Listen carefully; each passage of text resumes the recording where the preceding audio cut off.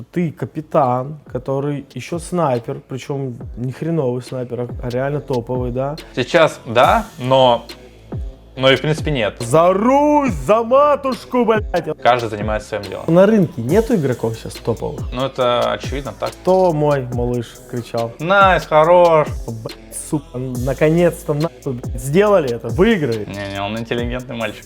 Вы типа сосите, типа, да? Нет, ты чё? Полляма выиграли баксов. Меня это как бы не особо волнует.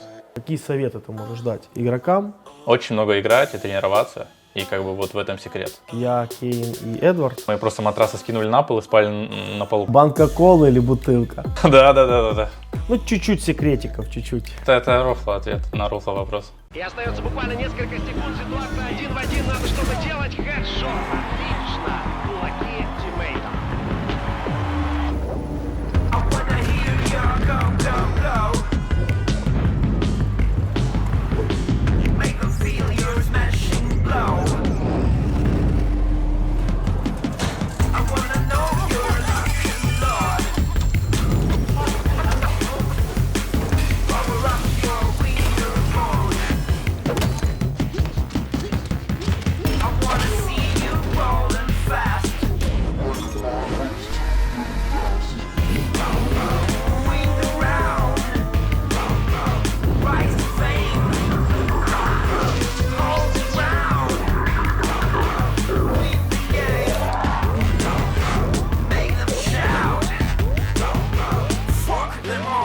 Пари-матч. Играют они, побеждаешь ты.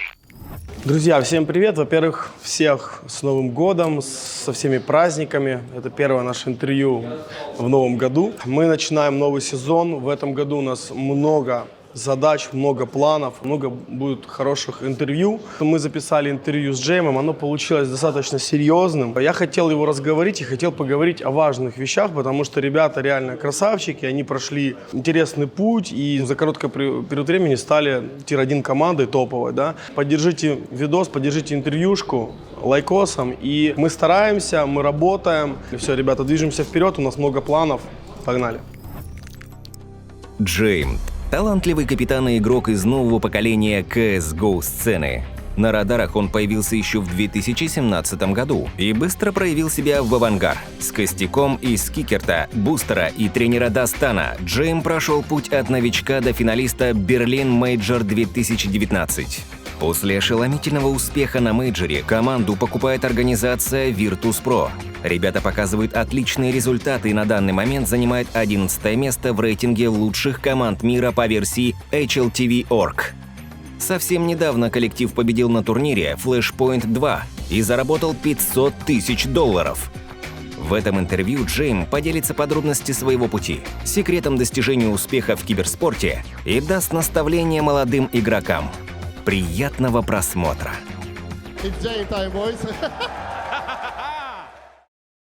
Привет, Джейм.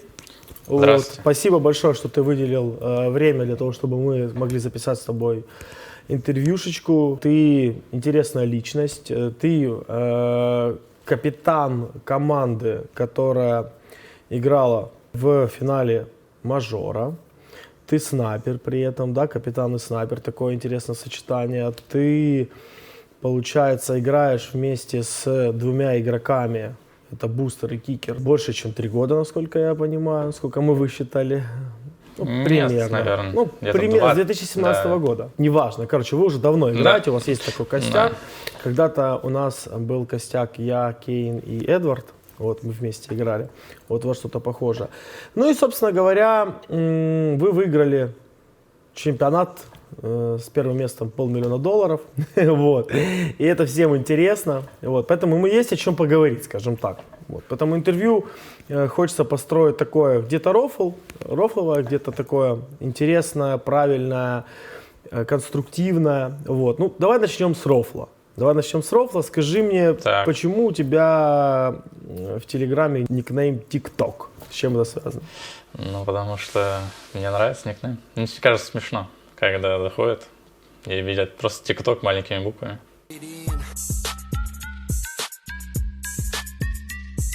Я когда тебя добавлял в телегу, я тебя искал. То есть ты вроде скинул мне тот, как бы, логин, ну, типа, да, чтобы тебя найти. Я ищу, смотрю, думаю, опять же, ну, это не он. Какой-то чувак, какой-то ТикТок. Короче, это просто рофл, да, или как? Ну да, просто мой внутренний мир — это ТикТок. ТикТок — это что такое для тебя?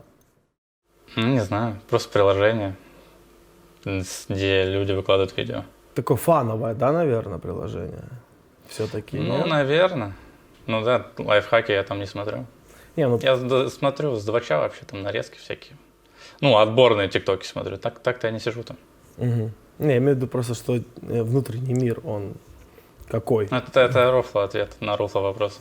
Ну я понял, не, ну мало ли, может быть там есть что-то серьезное больше, чем... Хорошо, а следующий рофл вопрос, что случилось в последнем интервью с микрофоном, с Marple, что там было? Ну походу от вебки записывалось, но я не уверен. В Дискорде походу было... Я не знаю, что произошло, меня не докладывали, но похоже на то, что с вебки записывалось микро. Жека, привет! Привет, чемпион! Привет, Маша! Привет, зрители ВП, всем привет! А в Дискорде именно все хорошо было. Либо они первый раз со мной записывали и подумали, что у меня реально такой микрофон, и Типа, думаю, там, живу. типа Да, уже да. там махнули рукой. Ну, получилось забавно на самом деле эта история. Давай поговорим про вашу подготовку к флешпоинту, да. С кем играли праки вообще, на чем акцентировали внимание во время тренировок и насколько для вас был это важный турнир и ожидали вообще, что вы сможете так на нем выступить? По порядку. Да. Самый легкий вопрос. Мы, не то чтобы не ожидали, но просто была цель, самый важный турнир после минора. После ЦИС, там, Нью-Йорк. И у нас, в принципе, больше турниров не было, и поэтому это была наша главная цель. То есть, когда мы на него прошли с Open Qual, это нашей была главной целью. Праки мы играли не с теми командами, с которыми мы могли бы попасться на турнире. Ну а так, в принципе, многие команды не играли праки, потому что, во-первых, конец сезона уже, такого полусезонья, и люди уже уставшие, они уже не тренируются, и остаются только там топ-20, топ-30, топ-40 команды. Какой вообще был акцент на тренировках? Я знаю, что вы, ты как капитан можешь нам чуть рассказать. Я знаю, что вы так достаточно интересно. Чуть-чуть так. Секретиков, чуть-чуть расскажите. Так, чуть-чуть секретиков. У нас была объемная подготовка перед Нью-Йорк. То есть там мы все сделали, все, что могли. И мы, в принципе, оттачивали на турнирах, на официалках эти разные штуки, которые мы натренировали. И уже на флешпоинте не было такого, что вот мы тренируем новый КС. Мы просто тренировали то, чего нам не хватает, как мы видим на картах, когда мы играли некоторые турниры промежуточные. Да и все, в принципе. Никакой крупной работы не было. Мы уже, на самом деле, 4-й месяц играли без перерыва, либо 3-й, и мы все устали, и просто была задача на максимум выступить, Давай честно, сохранить силы. Давай честно, ты как капитан перед турниром начала понимал, какое вы реально можете занять место на турнире? Из группы мы выходим точно, так, потом плей-офф, и, в принципе, команды не самые сильные мировые, и хотелось, на самом деле, сыграть со всеми, потому что на тот момент мы выиграли только Нави, и мы не знали свой потолок, кого можем выиграть, может, это случайность, не случайность. И вообще была такая фраза от меня, то, что когда мы посев там специфический, мы можем свапать команды, и я зарофлил, нам все равно, просто нам бы ПТС забрать их, которые они там на ШЛТВ получают, и все. Поэтому просто играли то, что умеем играть. Наиграли в итоге на полляма. Да. Сейчас мы об этом поговорим, это очень прикольно. На самом деле я не следил за этим турниром. Когда вы выиграли турнир, было много шумихи, я не понял, почему была такая шумиха. Я думаю, выиграли ребята какой-то турнир. Но когда я понял, что вы выиграли $500 000, я понял, что, когда я это делал, мне понадобилось на это очень много времени, очень много лет, и просто это был какой-то невероятный экстаз, знаешь. Наверное, время прошло, это было в 2017 году, и сейчас появились турниры, помимо мажора, да, на котором можно выиграть такой призовой. ВСК еще всегда был. ВСК, да. ВСК я не летал. Тебе первое место. Я тоже не летал. Мы не смогли. Мы отборочно выиграли в Барселоне, чтобы долететь в сборную Украины, а дальше что-то не смогли. Ладно, какие эмоции у команды было? Давай поговорим вообще об этом турнире. Очень интересно просто. Вот. Ну, мы типа рады. Дофига бабок. И как бы, ну, мы уже там выигрывали на третьей карте финально с каким-то невероятным счетом. И ты понимаешь, ну, как бы мы уже там... мы 15-9 ведем, я даю дабл, они рашат Б просто на инферно, и ты как бы... И нас там трое. И мы этот раунд проигрываем, потом эко, нас садят на жопу, уже 15-11, они там заходят, что-то трейды, и в принципе все накалялось, страсти, давление. Ты понимаешь, просто попадаешь в шот, выиграл как бы $250 000 лишние. И когда забрали все-таки, там тоже забрали, им не хватило времени, как бы покричали, порадовались, проанализировали игру. Типа, ну классно, давно не выигрывали турниры. Ну, какие слова кто говорил, расскажи. Интересно просто. Там ругались, наверное. Первые слова это ты ругаешься, а потом молодцы парни. Все. Ругаешься, типа, блядь, сука, наконец-то нахуй, блядь, сделали это, выиграли или как? Ну, это по-детски так ругаются. Там все погрубее, мы же ненавидим соперников, поэтому... Ага. Ну, как бы это искусственная ненависть, и когда ты выигрываешь, в принципе, можно Ну, и типа, поострелять. сосите, типа, да? В таком Типа, да. формате? Типа, да. Мгм. Получайте, типа. Ну, тем более мы не на лане, мы дома, и никто тимспики записывает или не записывает.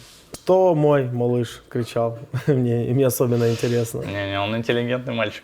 Хотя... И Киндер, слушай, я его знаю лучше, чем ты думаешь. Ну, я не помню, кто что кричал, но это так, типа, найс, хорош, запикивается цензура, и потом, ну все, пацаны, заказываем пиццу, достаем колу, сейчас, типа, передыхаем, заходим обратно, обсуждаем, и все. Вы выиграли чемпионат. Да, так. Вы куда должны были заходить? Дискорд.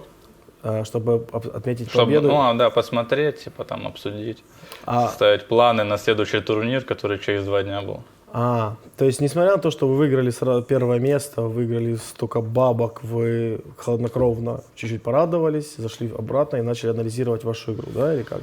Я бы даже не сказал, что это эмоции были сильнее, чем когда мы выиграли Fnatic, Big. То есть мы в финале выиграли OG, а до этого Mad Lions, то есть там тоже, в принципе, одинаковые эмоции были. Ну, то есть, когда каждую команду, ну, тут все-таки выигрыш, победа уже в чемпионате, как бы, знаешь, то просто победа над сильными коллективами, да, то есть она вас сделала как бы счастливыми. Ну, может, что такое есть, знаешь, когда, может, знакомо, не знакомо, когда ты слишком много турниров играешь, то как бы эмоции подутихают. Ты как бы уже на пределе, ты высушен, ты просто хочешь доиграть цикл этот, и эмоции не такие, как ты первые игры после отдыха играешь, когда ты прям заряженный. Может, это сыграло. Не, я тебя понимаю, бро, ну, блин, $500 выиграли баксов, все равно это не может, как бы, знаешь, не сказываться. Это реально большие деньги, особенно в нынешнее время, в кризис. Как бы рвануть такую сумму, это круто. Да, это замечательно. На что деньги будешь тратить? Если знаешь, Ну, я что- пока на налоги, конечно, первое, на что я потрачу. А второе, Смерть и это налоги. я, Ну. не знаю, недвижимость какая-нибудь. Но это не скоро, поэтому я пока не думаю. А ребята говорили, на что, может, кто-то тачку хочет какую-то крутую купить, еще что-то? Я не уверен, но вроде Марик купит маме машину. Прикольно. Я не уверен. Либо, может, он до этого уже решился на это. А остальные не знаю. А ты будешь родителям как-то деньгос помогать, что-то? У меня семья не такая большая. И, в принципе, там у нас общая цель купить квартиру, поэтому, ну, как бы... А где, если не секрет? В Питере, наверное. Ну, скорее всего. Ты живешь Это в Питере? Пинха. Мы сейчас, Сейчас, да. мы, кто не знает, общаемся. Джейми, он из Питера. Дает нам интервью, по крайней мере.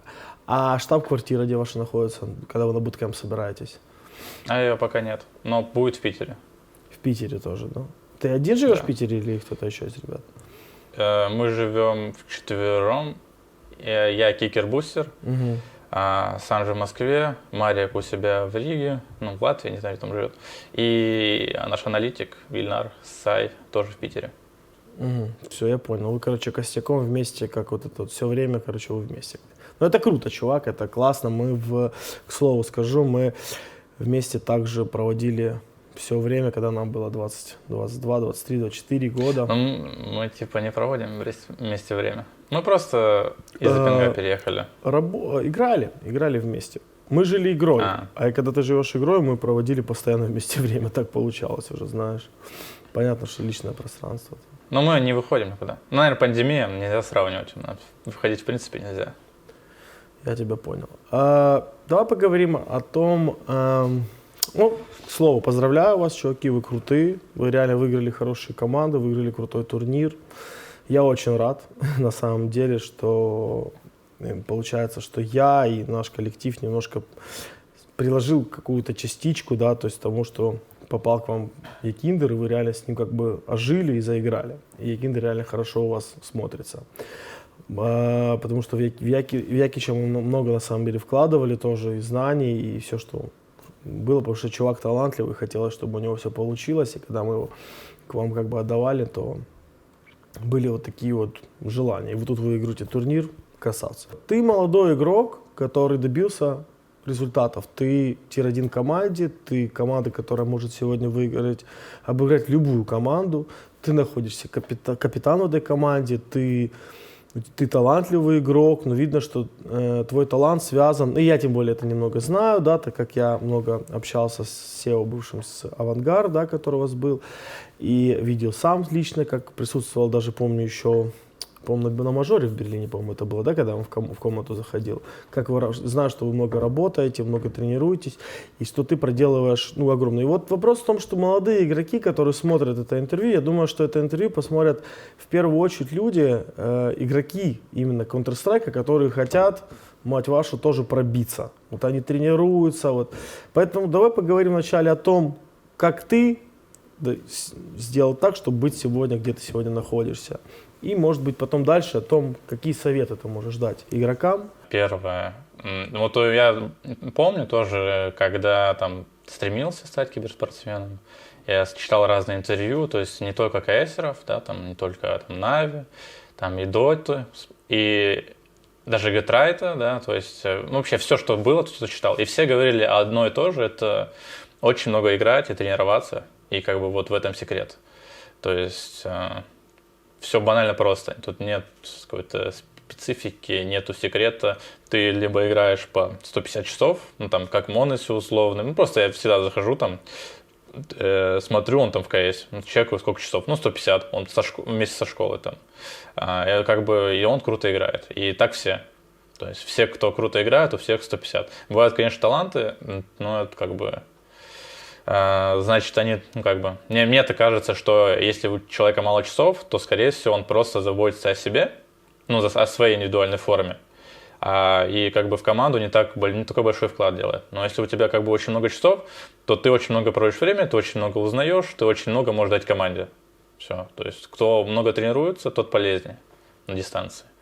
Как лично я тренируюсь, за последние 5 лет по-разному было. То есть... как у всех надоедает определенные тренировки, да, то есть они уже малоэффективны, не знаю, потому что приедаются, и поэтому ты меняешь. Но в основном просто стандартный ДМ, стандартные боты, все.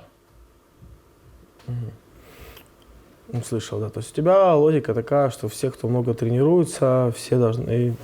Во-первых, ты отмечаешь на то, что они должны как-то быть полезны команды. Здесь я не совсем согласен, потому что есть игроки, которые задротят просто в тупую. И мне кажется, чувак чем отличается. То есть есть много команд реально в мире, которые много тренируются, игроки много тренируются, и они не... Знаешь, они, может быть, приходят к результату, но они делают, на это тратят в 2-3 раза больше времени, чем делают это команды, которые тренируются правильно, грамотно, размеренно, с правильным подходом. Вот почему отмечаю тебя, потому что ты капитан, который еще снайпер, причем не хреновый снайпер, а реально топовый, да, который проделывает по-любому большую работу. Тебе приходится работать и индивидуально, чтобы быть снайпером, потому что я понимаю, что снайпер это как бы особенная роль, да, то есть, и тебе нужно работать еще как бы с командой, потому что ты капитан. Ты просто почему так размышляешь, видишь, потому что я много тренируюсь, я делаю много работы с командой. Нет, до хрена далеко. Да не, я размышляю так, ну как бы есть исключения, да, как бы, но есть подтверждение. Есть как бы всякие Лионель Месси, Криштиану во всех спортах везде это, ну как бы отражается. Ну, а есть там какие-то люди, там, Заеву условно, да, потому что, ну, вроде как не тренер, я не знаю, но по факту, как бы понятно, чем эффективнее твои тренировки, а вот ты представь, да, то есть есть такое, согласен, есть люди, которые много тренируются, но неэффективно, а есть люди, которые много тренируются и эффективно, то есть так тоже может быть, и то есть твои тренировки могут быть еще больше, просто, конечно, есть отдых, и чтобы не перегореть тоже, все это знают, и все стараются его как бы внедрять. Да, поговорим о твоей карьере, и вот поэтапно придем к тому, к команде Virtus.pro, и потом ты расскажешь не только про DM и все остальное, ну, там, про, не знаю, там, ботов, а про анализ, про подготовку, про какие-то всякие вещи. Погнали с карьеры. Ты когда начал вообще играть в Counter-Strike, и сколько тебе было лет, и почему ты вообще начал в него играть?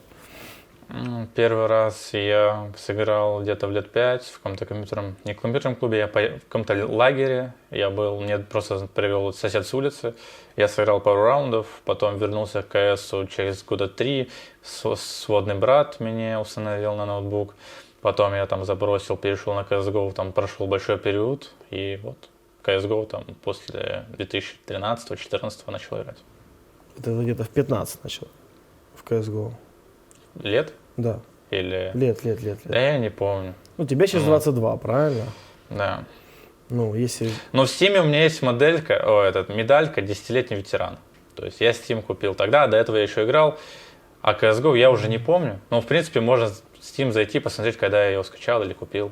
Какая твоя первая серьезная команда, скажем так? Что серьезно? Это где ты получать начал зарплату, наверное, так. Ну, Авангар. То есть до Авангара это было просто как бы...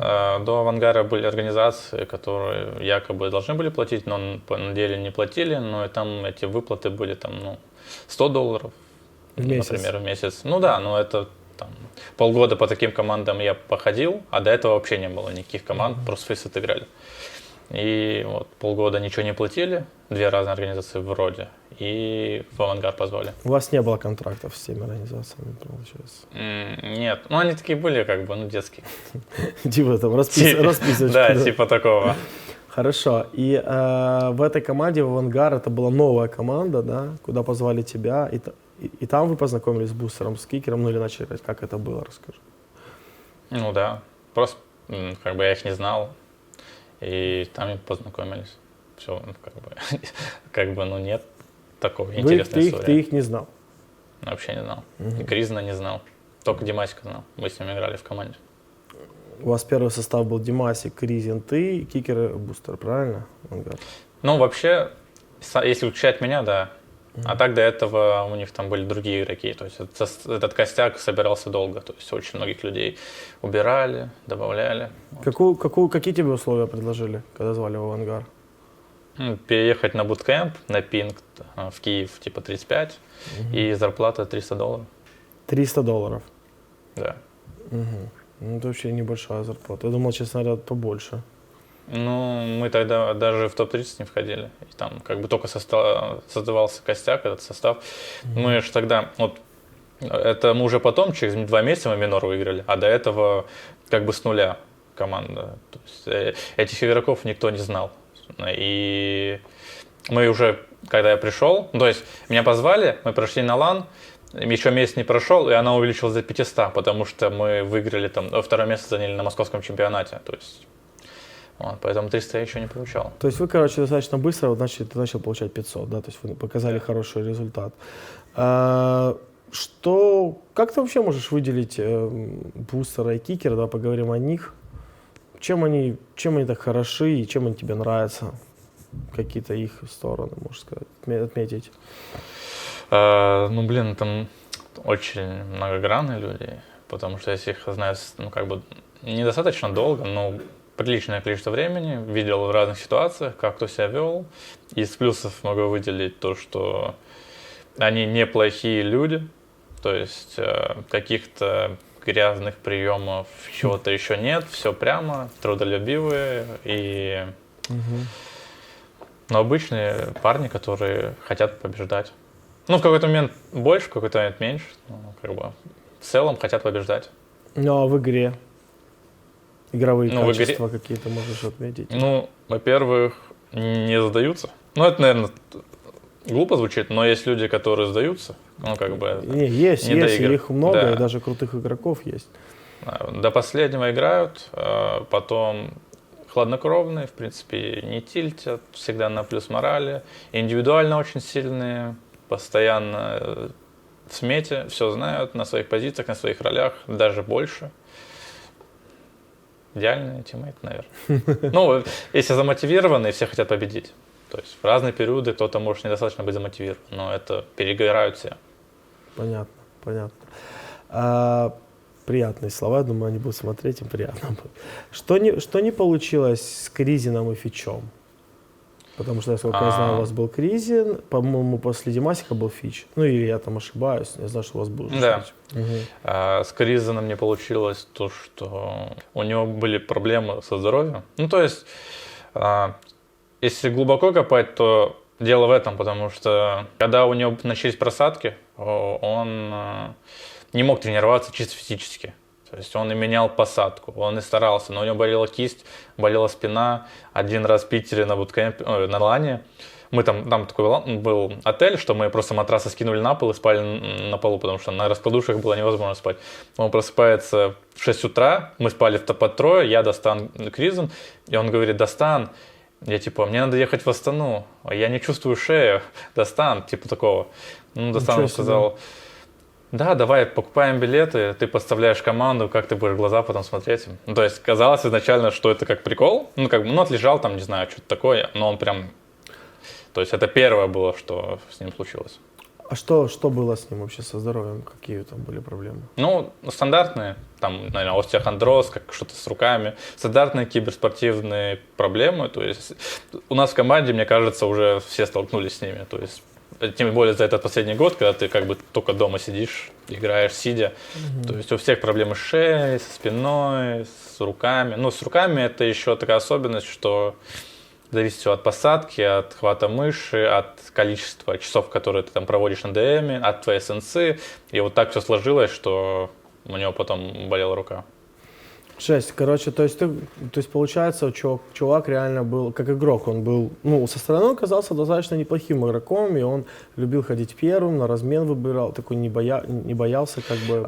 Он изначально вообще был костяк, да, то есть я говорю то, что команда «Авангард» собиралась очень долго, и там кикали, но он был изначально, то есть это был игрок, вокруг которого строили команду изначально. Ничего То есть он себе, не был знал. кор, у него были все роли, но потом по истечению времени он стал хуже проседать, то есть где-то роли он свои начал отдавать, где-то еще уступать, ну, ради команды, а потом уже в конце он просто не мог тренироваться. Жесть, из-за здоровья, да? Да. А сейчас он играет? Сейчас он как раз-таки был Винстрайк год, и он вылечил там только спину вроде, но не вылечил руку.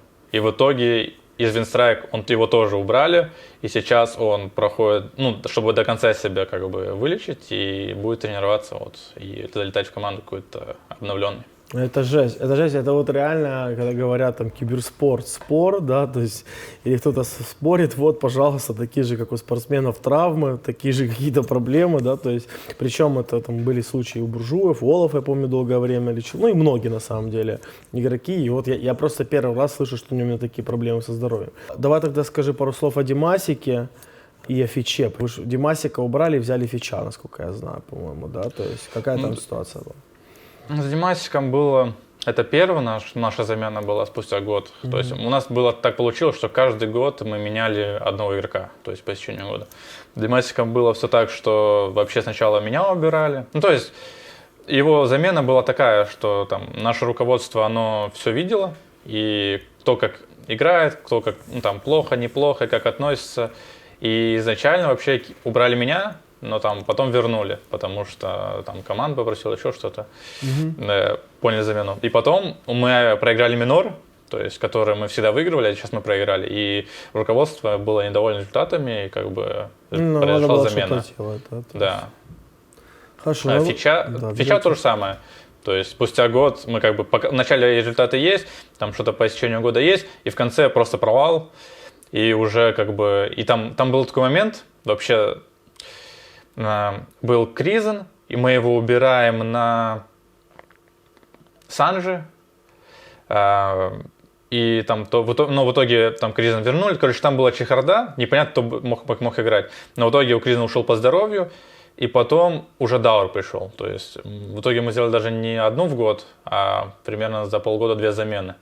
Потому что, просто результатов не было. То есть как бы всегда был период, на который мы должны что-то было показать, но мы не показывали. Как ты вообще как капитан относишься к тому, что происходят эти замены? Насколько больно они бьют тебе как капитану, то есть как стратегу, да, как человеку, который строит игру? И как ты поддерживаешь руководство или там тренера в таких решениях? Или ты наоборот, как правило, против, потому что, важно понимать, что, во-первых, никогда не было такого, что руководство одно замены делало. То есть это было, в принципе, обоюдное. То есть если когда-то кого-то что-то не устраивало, то команда собиралась и говорила, что так плохо, не получается. Но, в принципе, когда замены делают, их, редко, но даже не делают так, чтобы было некомфортно. Обычно всегда было время, в которое можно было построить игру. Поэтому не критично было. Я понял. Хорошо, давай продолжаем дальше твой путь. То есть, получается, ты приходишь в «Авангард». Какое первое, помимо того, что ты там, я так понимаю, подписал контракт, да, то, что у тебя появилась зарплата, команда. Какие вообще первые отличия от того, что у тебя было раньше, и вот ты попал в первый раз в команду? Что ты первое такое первые твои эмоции, что ты увидел? Да. Во-первых, атмосфера, мораль. То есть мораль в миксе каком-то, не миксе, да, то есть даже с людьми, которыми ты долго играешь, она разнится с тем, что в команде реально. То есть когда все люди заряжены, хотят побеждать, и то, что когда, как мы говорили, чел там на квале в каком-то миксе просто, и ему что-то скажешь, он расстроился, такой, давай доиграю, и все. И у тебя выхода нету, ты дальше его все равно зовешь, потому что и ничего не сделать. Да, а тут сразу же разница, все замотивированы, все тренируются, мы уже там тренировочный процесс поставлен не так, что я проспал, позвоните мне, разбудите в 5 вечера, я пойду спать. И все люди просыпаются, мы готовимся, это небо и земля, но это если с миксами сравнивать. Да и Киев, пинг.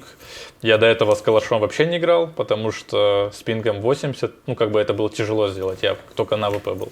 И вот в Киеве пришлось учиться, там ДМ, все дела. То есть, дисциплина первая, да, четкая. Дисциплина, условия, заинтересованность и мораль. Хорошо, давай с тобой поговорим о таком замечательном турнире, который стал на самом деле для меня, кто не знает, турниром последним с точки зрения принятия решения. Я объявил о том, что я ухожу из киберспорта. Вижу цель, не вижу препятствий! На следующем турнире уже в Москве на Бласте, а в Берлине после мажора, на мажоре я сказал ребятам, что я хочу закончить, скажем так, свой путь. И хотелось бы поговорить с тобой об этом турнире, потому что на самом деле вы были в финале. Турнир достаточно серьезный. Во-первых, перед турниром, не перед турниром, но до этого вы взяли Адрена, да, то есть давай вначале начнем с того, кто был инициатором и насколько ты можешь оценить вообще вклад Адрена в команду и все остальное. Весомый. То есть это один из лучших игроков в КС за все время.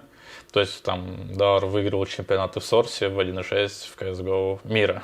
И ответ очевиден. То есть вклад невероятный. Особенно важно даже, не берем даже стратегии, гранаты, тактики, там всякие розыгрыши и так далее. Мораль, цели. То есть, даже он с тобой играл, и он знает твой подход, нам рассказал, как это все работает. То есть поставили цель, начали к ней идти. Вот. Как получилось вообще так, что вы взяли Адрена? Кто был инициатором его взять? Все так же, там мы проиграли чемпионаты, ничего не помогало, руководство, команда тоже не была против. И тогда было нам не хватало, наверное, опыта такого. Мы доходили, мы вот даже до этого мейджора был, мы проиграли вам Энс за выход в плей-офф. И как бы проиграли не там, потому что банально не хватило опыта. То есть там было такое, морали просто не хватило, чтобы турнира доиграть до конца. На мейджоре хватило. На менеджере мы сейчас поговорим об этом. Вы, получается, берете Адрена, да, то есть это руководство, это и вы понимали, что вам такой человек с опытом, да, пригодится. То есть вы видели в нем смысл. Угу. Просто Адрен у нас в команде был, наверное, вторым колером, да, то есть когда колил я, когда я умирал, он брал часто очень на себя инициативу. В гамбитах он пытался быть капитаном, на самом деле, долгое время. Как вы с ним, как у вас с ним складывалось вообще общение, взаимоотношения и побольше чуть, если можешь рассказать об этом. То есть, что вклад Он Адрена? был третьим колером, то есть он не пришел в команду как бы и не стал сразу как бы внедрять свои все идеи. Мы там взяли там основы какие-то, да, то есть то, что у нас не было, и начали над этим работать. Прям фундамент Counter-Strike сделали.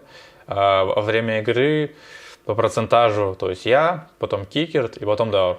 То есть вот так это было. Но они в каких-то играх, наверное, тяжело процентаж определить, но они как бы в каких-то играх кто-то брал больше, кто-то брал меньше. То есть даже я не могу сказать, кто был третий, кто был вторым. То есть, получается, у вас в команде Кикер второй колер, да, после тебя идет? Сейчас да, но и в принципе нет. И Киндер, Марик тоже как бы берет инициативу, ответственность. Но это еще зависит от стороны, от карты, от позиции. То есть на каких-то позициях у кого-то такие роли, что в принципе там невозможно, чтобы он не колил. Угу. И, да, получается, от карты еще может много, да, зависеть, кто больше колет. Ну и что Даур? То есть ты говоришь фундамент. Вы фундамент начали закладывать, ты имеешь принципов Counter-Strike с Дауром, который пришел уже, да? То есть... Он, в принципе, у нас был, как бы всегда, но не было конкретики. Как бы все знают, но в итоге кто-то может зафейлить. И как бы потому что, не знаю, как бы важный чемпионат, и бывает такое, что люди там стрессуют, еще что-то, и решения неправильно принимают. Ну а так, в принципе, все упростили, какие-то вещи, и за счет них играли. Угу. И вы, получается... Что Даур еще вообще, в принципе, такое? Ты можешь там пару каких-то моментов сказать? Как бы очень много раундов, каких-то там, вот какие-то гранаты, которые, как бы ты никогда не видел, и оно упрощает что-то. И ты какой-нибудь раунд, который ты не делал, потому что у тебя не получалось, мы его вернули. Например, какой-то розыгрыш, который раньше был, там, они кто-то делал, он говорит, они это делали. И вот по ходу, как бы это не сразу было, что он пришел, вот список там 200 раундов на всех картах, а мы так играли, общались, он вспоминал, то есть то, что у него было за всю карьеру в каких-то там играх, в каких-то командах, и нам это все рассказывал, мы это постепенно внедряли. Угу. Ты согласен, что сегодняшний Counter-Strike можно за счет одной-двух гранат построить раунд, причем сложный раунд? Так и работает, так и новые метовые раунды появляются. Просто мы же вот молодежи об этом рассказываем, которая смотрит. Ну да, что... то есть если какая-то новая граната происходит, и ты как бы, допустим, вот одну гранату, которую я там заметил, попросил показать на Мираже, у Монусе, быстро смог в окно, с тест-спавна и как бы, в кухню. И мы как бы придумали уже пистолетку от этого смока одного. И как бы все. И тут на любой карте, на любой граната находишь, и от нее делаешь раунд. То есть как бы одна какая-то крутая фишка на самом деле может построить и раунд. А мы даже когда-то выиграли у команды Астрали, сыграли в Кёльне, на Инферно. Мы знали, что у нас был форс, да, мы за КТ сыграли где-то 8-7, проиграли пистолеты за атаку и знали, что у них выходит, по-моему, либо девайс, либо глейв всегда на антифорсе сразу на плюс. Да, они занимают банан, но они не проверяют и не кидают молотов в нычку. Мы это увидели на протяжении, посмотрели много демок. Понял, в нычку Дебревна. Да, и у нас там чувак спрятался, и мы они заняли банан, один чувак остался, они убежали 4А, мы под этого вышел с бревен, а он смотрел, понял, с плюса, и смотрел в дым в Мгм. яму. Ну, я понял. там, Да, и мы просто я от этого понял. построили раунд, и взяли, и потом мы даже выиграли игру. То есть, может, потом, Ну, конечно... так и работает, когда одну команду смотришь, и, в принципе, ты все это понимаешь. Какие, Ну, где у них Австралия, блядь, перетяжки. смотрели сколько, и не могли с ними ничего сделать, собак.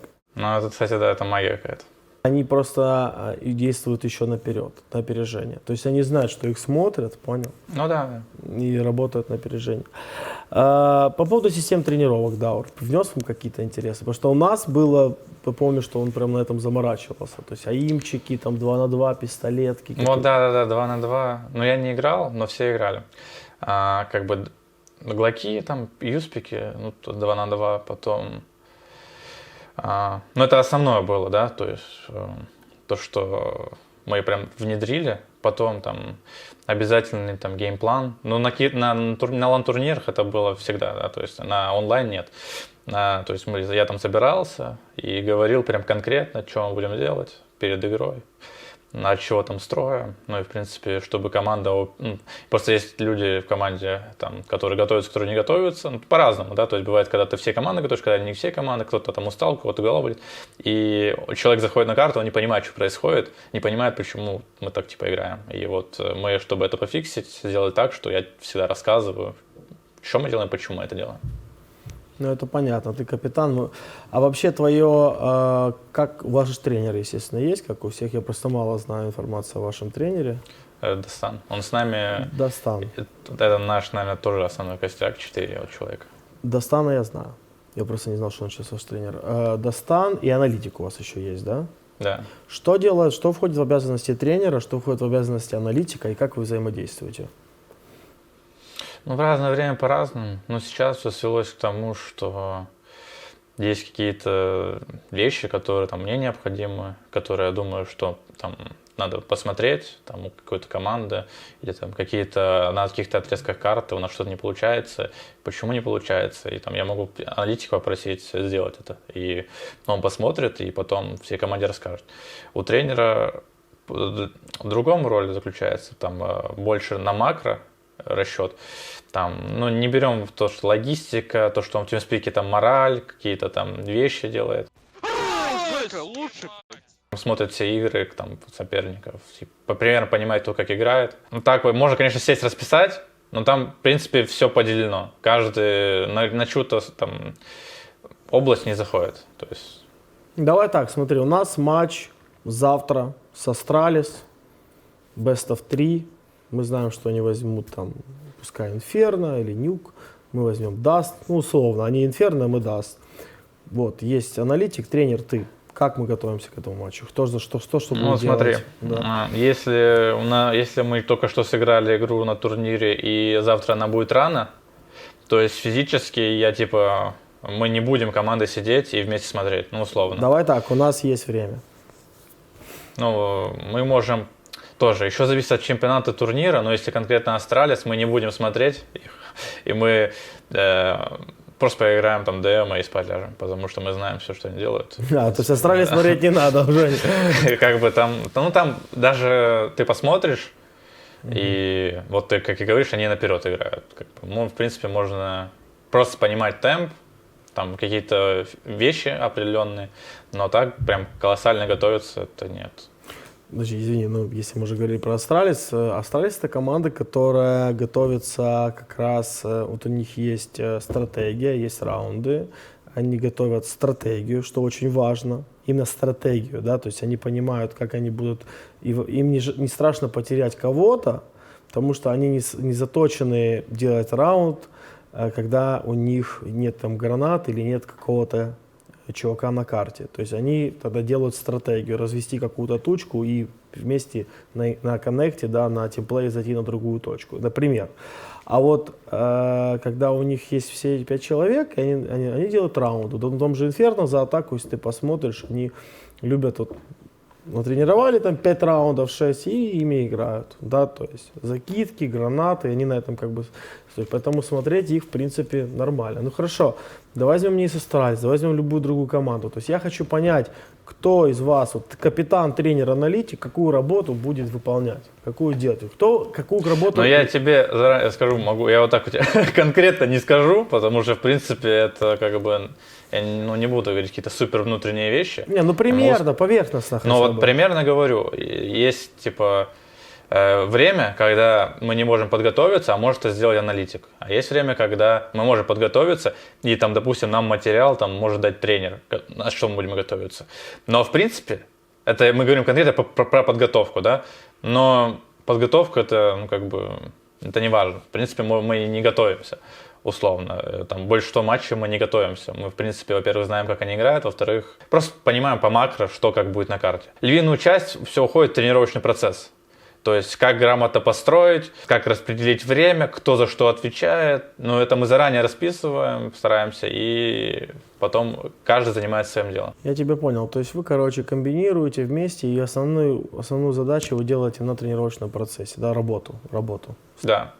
Ну, на самом деле так вышло просто, если берем отрезок, когда Марик присоединился и Бустер вернулся, мы так начали делать. Когда мы там потренировались с другим тренером, и вернулся Достан, мы начали так распределять более четко обязанности. Но до этого были разные ситуации. Было такое, что мы готовились супер сильно, прям садились командой, готовились, но в какой-то момент мы не готовились вообще. В какой-то момент кто-то готовился по трое, кто-то не готовился. В какой-то момент понятно, каждый по отдельности готовился. Да, то есть. Понятно. Ладно, давай вернемся к мажору. Финальная игра группового этапа у вас. Вы играете с Г2, неожиданно для всех вы выиграете 2-1. Какие вообще у вас были цели на этот мажор? Минимальные, максимальные, что ожидали? И как вы готовились? Кто у вас был тренером? Был ли у вас аналитик? Какая была атмосфера в команде? Был аналитик, был тренер. Мы сидели на буткемпе в Киеве. И мы играли просто бешеное количество игр. Много тренировались. Мы потому что еще проигрывали всякие CMDL. То есть... Но перед самим этим мажором была Квала Blast Москва, которым то вы прощали на турнир. И мы ее в крови и потом, третья Best of 3 в конце выиграли дня. И вот с таким зарядом поехали на мажор. Да, вы же первое место заняли на Бласте, я помню. Ну да, потом, да. Ну то есть мы все равно с Open Qual туда проходили, и вот эти вот 3 Best of 3 в день, ты их как бы катаешь, и в конце как бы мы выигрываем, и все думают, ну нормально, потому что, в принципе, не зря тренировались. Давай теперь, это как бы еще такое... И Даур говорит, и все знают, то, что в Гамбит же не получалось там у вас праки играть, условно, перед мажором. И мы тоже, типа, ну все, мы типа Гамбит, давайте, пацаны, мы чего выиграем. И все, и как бы... Казахи есть, да? Да, Все, русский есть один. Русский есть. Да, все отлично. Потом у вас была игра против Vitality, да? Где ты набил на карте первой 25/8, у тебя была статистика. Помнишь? Я помню карту, я помню, что он нормально сыграл. Но Мираж была. Как так случилось, что вы отлупасили Vitality, и вообще это, вы знаете, никто не ожидал, я думаю, в тот момент. По ходу турнира ты же смотришь демки, смотришь игры, и, допустим, все уже знали, как играют Vitality, потому что ты просто пришел там в практис, сел, взял там сникерс, чипсы, воду, сидишь и смотришь, как люди доигрывают, пока тебе дадут соперника, либо еще что-то. И уже к тому моменту мы их изучили, там, как они, какие у них там фишки есть, колы, макро, и было легко. Ну, не легко было, да, то есть еще, наверное, сказалось то, что давление было, ну, как бы на них. Ну и нам, в принципе, терять нечего было. И, ну, стандартно там андердоги, все дела. И когда там давление, люди делают свои самые проверенные вещи. А мы как бы эти проверенные вещи как раз на них смотрели весь турнир. И все. Да, я согласен с тобой. Люди зажимаются, когда давление, и пытаются сыграть стопроцентную какую-то тактику, да, когда страх да, которая не дает. Это еще как бы, ну, как бы вот тоже совет. Ты когда смотришь эти игры, ты видишь, что этот, ну, как бы капитан заколил какую-то вещь, и ты такой, ага, они выиграли. Ну все, против нас это будет, как бы ожидайте, все. Читаешь, чувствуешь, да?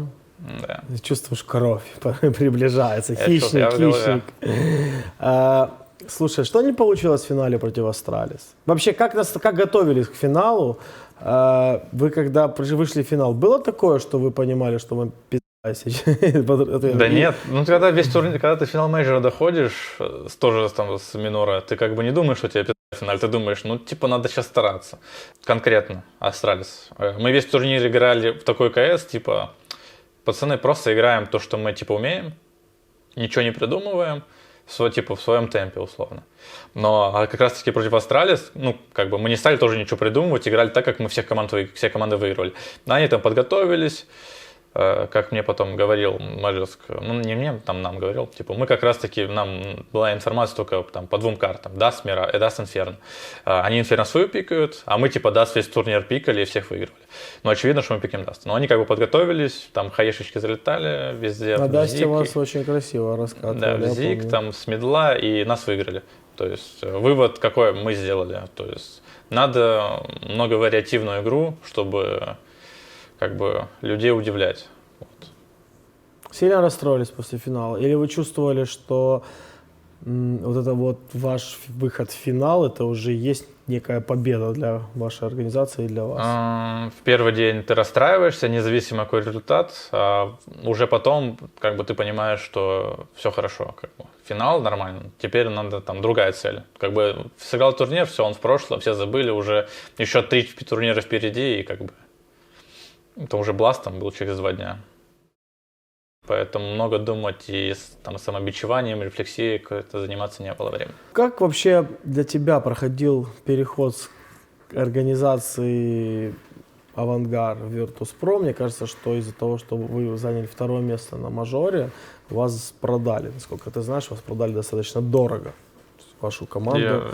Я не знаю цену. Ну, вообще, как я потом слышал, кто-то где-то в TeamSpeak, может, еще что, может, неправда, нас хотели до вообще мейджора, а на мейджоре уже они утвердили. И вообще там даже другим командам тоже предлагали из СНГ каким-то. То есть там они в Virtus.pro были заинтересованы в покупке там CIS-состава. Вот. Я просто знаю, что, по крайней мере, об этом писали, не буду говорить про какие-то инсайды, это открытая информация, что больше, чем $1,5 миллиона купили ваш состав, то есть это на самом деле очень большие деньги, с учетом того, что когда покупают клуб, да, с клантегом, там, со всеми документами, компанию целую, да, то есть и с командой, это как бы одно дело. Когда покупают просто игроков, да, за такую сумму, то есть это на самом деле большие цифры для СНГ. Что поменялось, когда вы пришли в Virtus.pro? Может быть, зарплата увеличилась, может быть, менеджмент какой-то. Что хорошего, что плохого? Давай так. Разница в том, что Virtus.pro там на тот момент, ну и сейчас в медиа развито было, ну, гораздо больше. Из-за Dota составов, которые там выигрывали чемпионаты мира. А в Авангард такого не было. Но вот так колоссально, что изменилось, ничего. Было только такое, ну, изменение, какое чувствовалось. Мы в Авангар большую часть времени проводили на буткемпах, но только после Бласта мы переехали уже отдельно жить, то есть каждый сам. И вот это, там было очень много турниров, мы даже там отдельно пожили недельку, и в итоге турниры. И потом в Virtus.pro мы уже вот стабильно живем, типа, каждый сам. Вот, это отличие, которое почувствовалось. Но, опять же, мы уже в Авангар жили отдельно. Потом... Да, в принципе, все. Ну, зарплата больше? Зарплата зависит от рейтинга. И когда мы были топовой командой, у нас была хорошая зарплата, ну, то есть большая. Когда мы опустились там, еще ниже, то есть когда тебе покупают, когда ты финал мейджора там выиграл Blast, одна зарплата, а когда ты потом проиграл все чемпионаты, вылетел с топ-30, типа там другая зарплата. Ну, сейчас вы какое место в рейтинге занимаете? 11 или 12. Ну, сейчас опять вернули нормальную зарплату или нет? Да, вернули, конечно, давно, но как бы, нет, я не жалуюсь, я готов ради таких денег как бы не по 140 играть. Это как бы это... Скажи мне, что скажешь про Экинтера? Что он вообще для тебя за игрок, что за чувак, и вы с ним по факту начали ебошить на дистанции и вообще выиграли чемпионаты, начали выигрывать.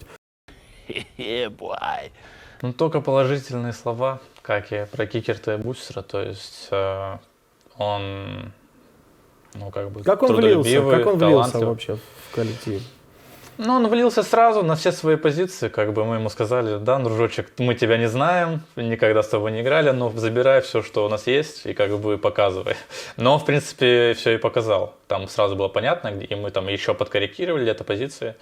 Он очень там был замотивирован, играл в ФПЛ, постоянно мы развивались. Но мы все были замотивированы, потому что надо было выигрывать. Но там еще был такой период тяжелый, тоже опять 4-й месяц турниров бесконечных. У нас даже не было 4 дней, чтобы просто передохнуть. Еще приходит типа Марик, и надо еще тренировать что-то в эти 4 дня. И, то есть это было что-то нереально. Но на дистанции играет ФПЛ после праков, как бы это о многом говорит. Ну, я его тоже могу отметить. Чувак, короче, горит игрой, живет ей и мотивирован с утра до вечера ебашить. Это очень важно. И талантливый. Ты согласен, что он талантливый игрок? Но он же лучший в мире по наводке. Вот эти миллисекунды, которые есть, там почитали, он лучший в мире. Мы учили чувака. Якиндер лучший в мире по наводке. Мы этого не знали. Я crosshair placement, что-то такое. Охренеть, вообще. Мне приятно особенно, потому что я реально вложил маленькую частичку в него, и вот он как бы здесь сегодня лучший в мире. Все это понятно. Давай поговорим с тобой по поводу, какие цели у команды в 2021 году. На что делаете ставки вообще? Ну, хотелось бы, конечно, закрепиться в топ-коллективах, играть чемпионаты, чтобы... Хочется уже провести сезон вот такой, что ты знаешь на ближайшие там, полгода, какие у тебя турниры будут, чтобы ты сделал акцент на каких-то турнирах, ты не тренировался к ним, а не так, что там ты там, допустим, чемп выиграл, тебе дали ПТС, заинвайтили в какие-то турниры, ты их проиграл, потом OpenQual, потом еще что-то. Хочется какой-то стабильности, а чтобы эта стабильность была, надо закрепляться, то есть надо показывать себя дальше. На ближайшем саммите готовятся еще каких-то турнирах. Какие ближайшие у вас там 3 турнира? Саммит, Первый саммит. Саммит это потом... где он будет? В Америке? Из домов. Из домов. Угу. Наверное. Ну, все, да, наверное, из домов. Все, наверное, из домов будут. Да. Ну да. Потом будет готовиться. Там вроде как в офлайне даже могут сделать что-то. Угу. Но неизвестно пока. А потом я не знаю. Ну, там какой-то есть турнир, но я не помню. Но он тоже вроде крупный. 2 таких вопроса есть. Первый вопрос. Ты через год, если я бы у тебя брал интервью, какими результатами ты был бы доволен? На какой строчке ты бы хотел быть? Ну, так объективно, минимально, максимально команда в рейтинге. Вот чему ты был бы доволен спустя год? Ты сказал, да. Ну, блин, год такая дистанция. За Большая, этот год меняют игроков, тебя кикают, ты с другой командой тренируешься, выиграешь свою команду в итоге. Не знаю, но может через год, там, если мы станем там, топ-3 командой, я скажу, блин, хотелось бы топ-1 быть. Но прям если от сегодня отталкиваться, топ-5, чтобы мы были, там, вот, стабильно выходили с групп на крупных чемпионатах, это было бы достойно. Ну, как Нави, условно, вот этот год они отыграли, 2020 играли, выходили, где-то там надо было побольше побед в финалах, там на каких-то чемпионатах, ну, как бы с победами, чтобы это было. Не так, что ты всегда выходишь и проигрываешь, а так, чтобы еще были победы, ну, там, условно, какие-то. Нави для вас принципиальный соперник? Да, конечно. Иксавик убил. Да. Убил. Хорош. Старший. Очень жестко, хорош. Ну, это же СНГ, и, очевидно, они принципиальный соперник. Но и принципиальный соперник также и Гамбит, и Фазы, и Спирит, потому что это СНГ, и ты как бы, ну, сегодня ты проиграл, и в итоге, как бы, ну все, ты как бы, ты проиграл, ты как был худший в СНГ, там, ну, как бы на строчку вниз опускаешься, ну, в глазах там всех, и, ну, и как бы по результатам ты же опустился. Угу. Кто получит топ-1, топ-2, по твоему мнению? Вроде как там за MVP дают очень много очков, а MVP были у Зайву, поэтому, скорее всего, он.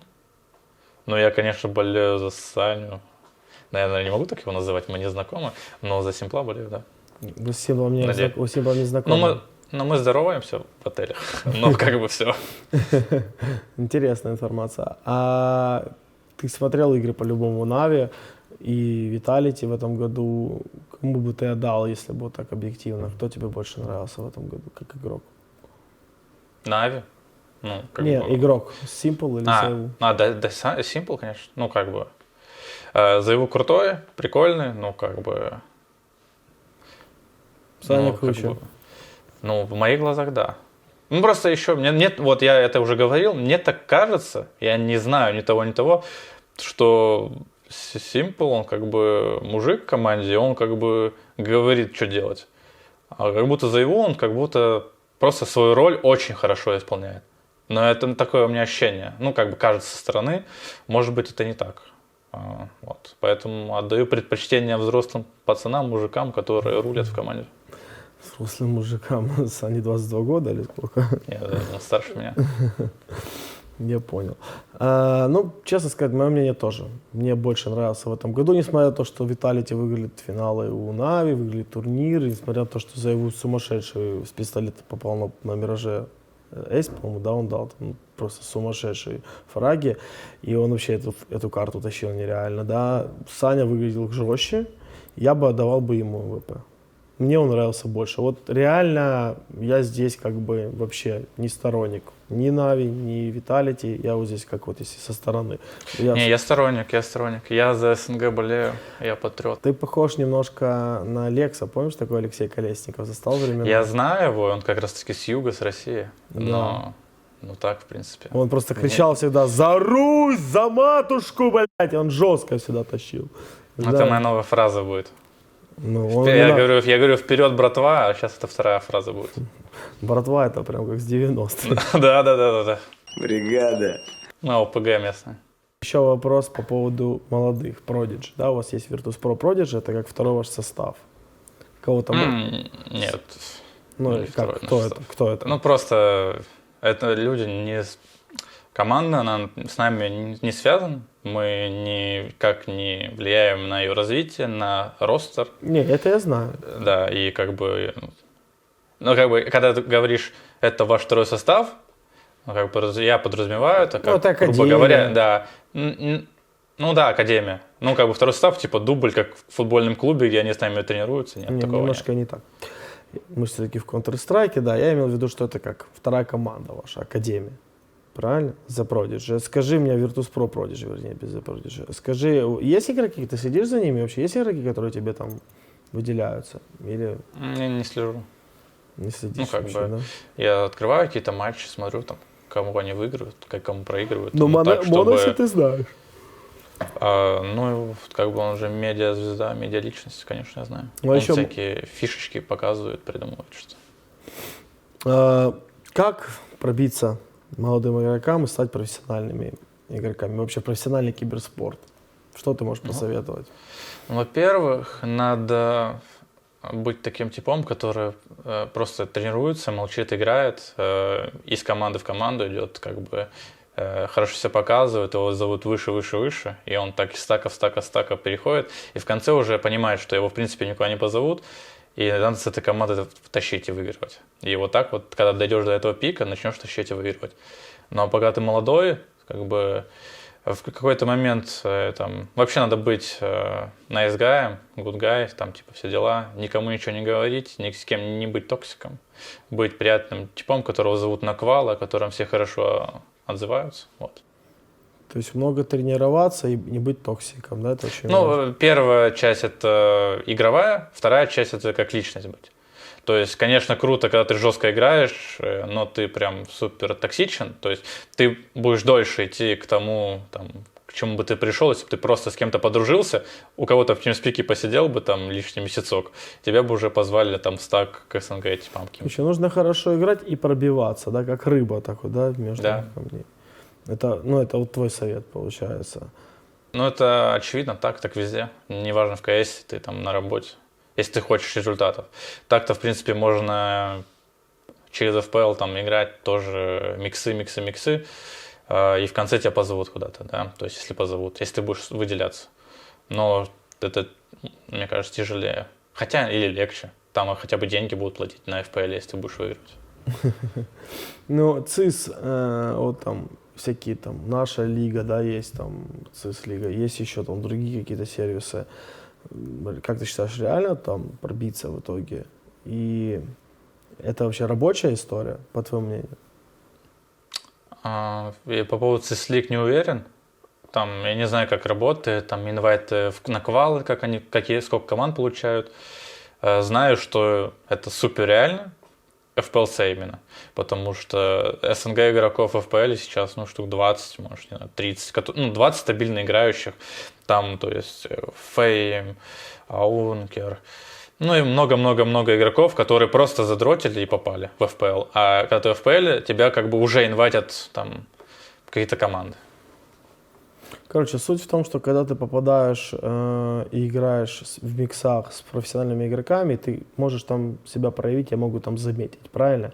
Чем лучше ты сильнее играешь игроками, тем больше шансов, что тебя заметят. И можно поэтапно добраться до профессиональной команды. Ну, еще, правильно? видишь, зависит все от того, кто ты, откуда ты, какой у тебя пинг. Вот если у тебя пинг плохой, и ты там с Сибири, либо там с юга России, да, ну как бы у тебя только один совет, это мой первый, когда ты просто играешь в местные ланы, тебя замечают, если найдется там счастливый билет, тебя отправят на буткемп в Киев, и ты должен будешь тренироваться. Ну, можно не только в Киев, есть и Питер, и Москва, ну, и да. куча других городов. Короче, суть в том, что молодым игрокам можно посоветовать с дальних регионов валить, да, если они хотят стать профессиональными Да, безусловно, игроками. пинг это самое важное, что есть в игре. Угу. Ну, не самое важное, но это супер важно. Без пинга как бы невозможно. И в Казахстане же у вас нет практически там, ну мало, редко, да, там есть города? Но у нас в России я русский, все дела. А Не, ну я в имею в виду, Казахстане, ты да. же играешь с казахами, с ребятами тоже. Ну да, там типа сложно. Там 120 везде. Ну, как бы эти 150, но в каких-то прям супер близких странах к Украине, ну не странах, городах к Украине, там октава вроде, там может быть 80. Как бы это максимум из Казахстана. Ну, тяжело. У нас же Димаси, когда играл в Pro 100, там тяжко играть с типингом, и то он там как-то убивал, я не понимал, как это вообще не делается типингом. Короче, советы вы поняли, на самом деле достаточно трезвые, достаточно адекватные. У меня к тебе очень вопрос такой. Вот смотри, когда до пандемии мы хотели там взять игроков топовых, ну, нормальных, профессиональных в Pro 100, и мы столкнулись с проблемой с тем, что все хорошие игроки были разобраны. Все. Какая ситуация сейчас на рынке? Да, я знаю. Вот я хотел сказать, все еще хуже, как бы сейчас. Вот я когда говорил, что вот вы попадете в FPL и вас заинвайтят. Нет, вас могут не заинвайтить, потому что сейчас очень много команд, которые все под ростер там локом каким-то, и все крутые команды, они в FPL из СНГ. И вам все равно надо будет пробиваться через там, терник звездам, вам надо будет все равно играть в какой-то команде. Ну, допустим, вот есть эти SG Pro, там же люди, там есть FPL игроки вроде, там один, но в основном там просто пацаны с фейсета, и они как бы выигрывают, просто какие-то лутбеты, ну, такие мелкие турниры, но за счет них как бы уже появился Аксель, который в гамбитах, вот Руфайр, которых находят там, талантов юных. И они за счет вот этих турниров, Лайм оттуда же, то есть тоже в Hellrace играет. Вот этот путь, мне кажется, он лучше. Когда ты все равно командный опыт, командная игра, это тоже важно. Там, и как бы ты жестко не играл, в команде все по-другому. Ну, не все, ну, как бы, твоя жесткость никуда не пропадет, но надо много играть вместе, чтобы сыграться. То есть... Ребята, играйте у нас на CIS-лиге, потому что у нас можно с первого уровня пройти до 10 и попасть в FPL, поэтому всех ждем. Регистрируйтесь, приглашаем вас. И реально много игроков, которые уже нашли свои команды, организации. Все через нас. Мы стараемся. Даня в пиджачке такой организовывает игроков. Слушай, ну вопрос в том, что на рынке нету игроков сейчас топовых команд.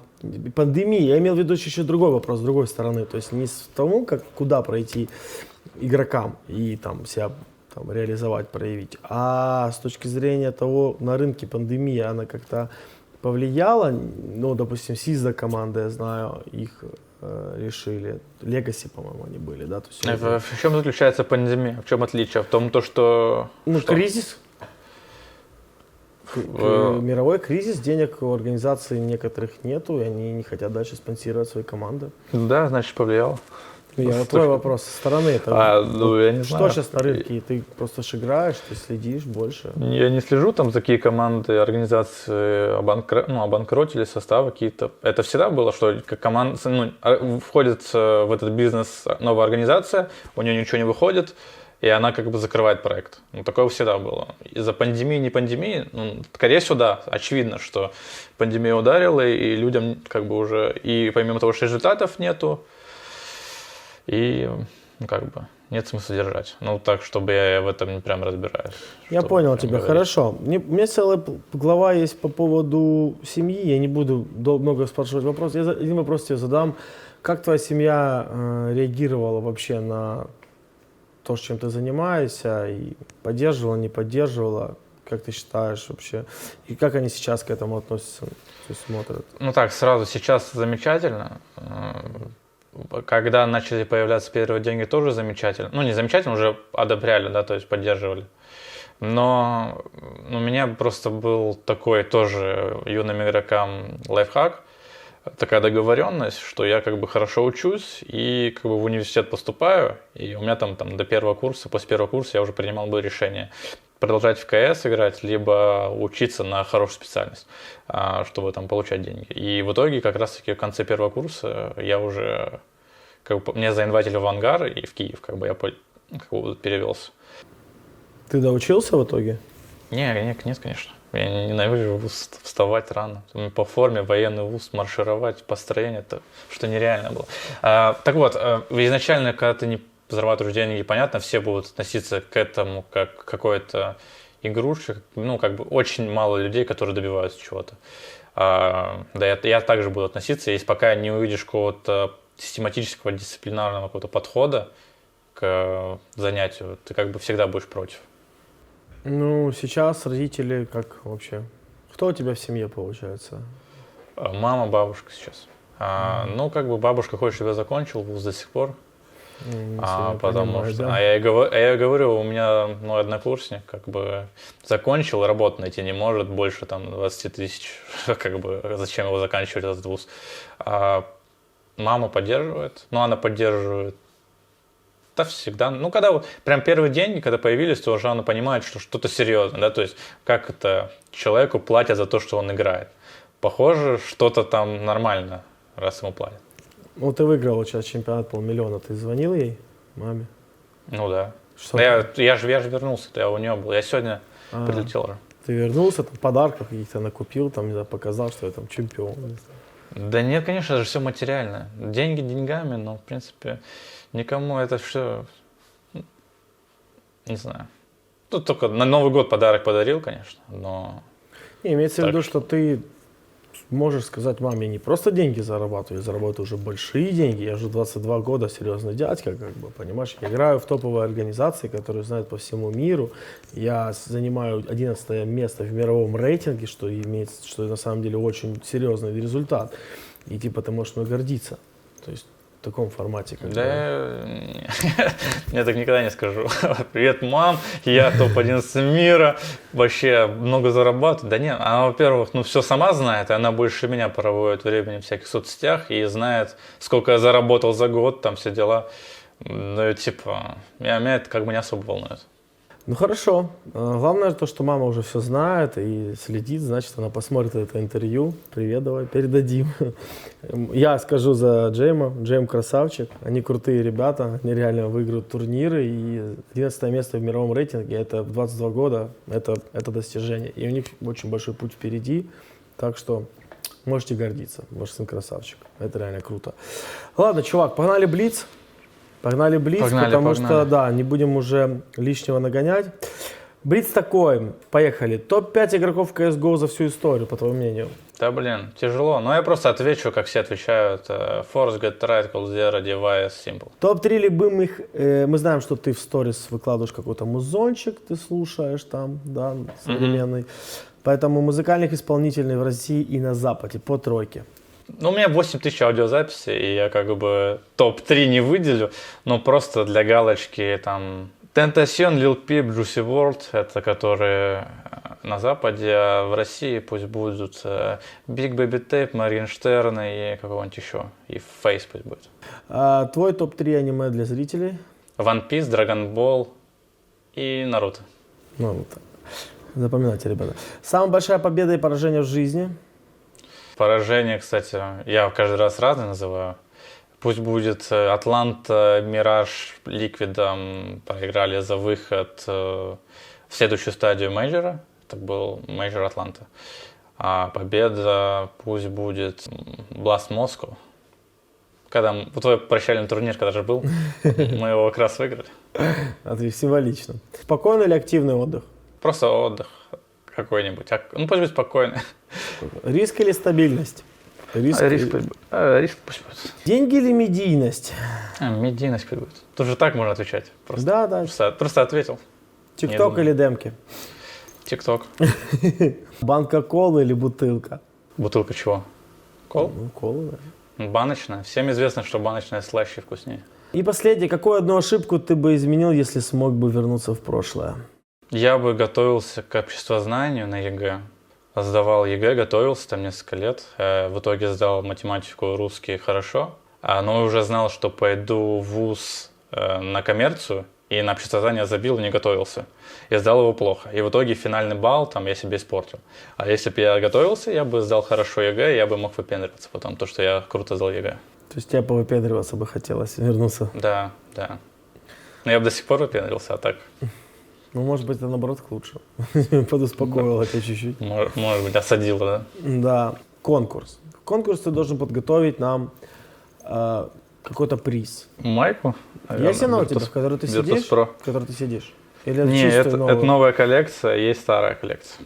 Конечно, старую коллекцию. Ты готов нам дать эту майку. А есть она рядом где-то у тебя? Угу. Вот такую майку. Мистер Джейм. Круто, ребята. О, кстати, да, она даже без спонсоров просто. Крутая майка. Значит, конкурс, ребята. Многие знают, что тот самый мем Джейм Тайм, который олицетворяет собой сейф Гана. Кстати, связано с тобой, Джейм. Ты любишь сейвить. Это моя Это твоя фишка, да. Предлагаем вам придумать новое значение этому мему. Автор самого креативного и интересного комментария получит приз. Это футболка от Джема. Джем, только ты на ней распишешься, пожалуйста. Да, у меня как раз есть маркер, я распишусь. Вот. Ребята, новый мем нужен креативный от вас, окей? И разыграем. Вообще все, в конце скажу, все призы, которые мы разыгрывали, я думаю, что в этом месяце мы начнем выбирать всех участников и отправлять вам призы, выбирать победителей, все это покажем, расскажем. Так что, ну что, Джейм, спасибо тебе за интервью. Давай попросим ребят махнуть пальцем. Поддержите. Впереди много всего интересного. Всех с праздниками, всех с Новым годом. А вам, Джейм, я считаю, желаю счастья в новом году и удачи. Реально, чтобы вы уже были в топ-5 в начале, как ты хочешь. Ну и чтобы вы начали уже ебашить лучшие команды мира. Удачи вам!